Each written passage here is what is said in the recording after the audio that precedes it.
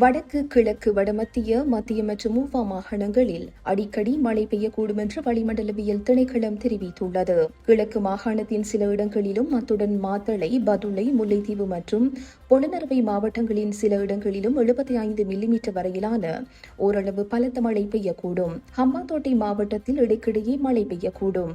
நாட்டின் ஏனைய பிராந்தியங்களின் பல இடங்களில் பிற்பகல் 1 மணிக்கு பின்னர் மழை அல்லது இடியுடன் கூடிய மழை பெய்யக்கூடும். காலி, மாத்தறை, நுவரெலியா மற்றும் ரத்தினபுரி மாவட்டங்களின் சில இடங்களில் 50 மில்லிமீட்டரிலும் கூடிய ஓரளவு பலத்த மழை பெய்யக்கூடும். இலங்கைக்கு தென்கிழக்காக வங்காள விரிகுடாவின் தென்மேற்கு பகுதியில் தாழ்நமுக்க பிரதேசம் தொடர்ந்தும் நிலை கொண்டுள்ளது. ஆகையினால் கடலுக்கு செல்லும் மீனவர்களும் கடல்சார் ஊழியர்களும் அவதானத்துடன் செயல்படுமாறு கேட்டுக் கொள்ளப்படுகின்றனர். காலி தொடக்கம் ஹம்பாந்தோட்டை, மட்டக்களப்பு ஊடாக திருகோணமலை வரையான கடல் பிராந்தியங்களில் அடிக்கடி மழை அல்லது இடியுடன் கூடிய மழை பெய்யக்கூடும். கடல் பிராந்தியங்களில் மணித்தியாலத்திற்கு 30 முதல் 40 கிலோமீட்டர் வேகத்தில் வடகிழக்கு திசையில் இருந்து காற்று வீசும்.